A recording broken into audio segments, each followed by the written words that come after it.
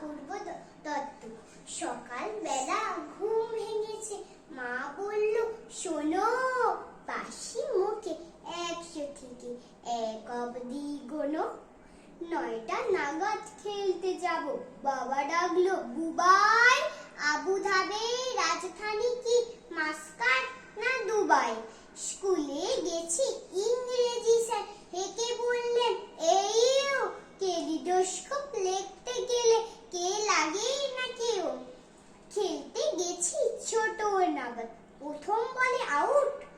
আম্পায়ারটা বলল ওটা benefit of doubt.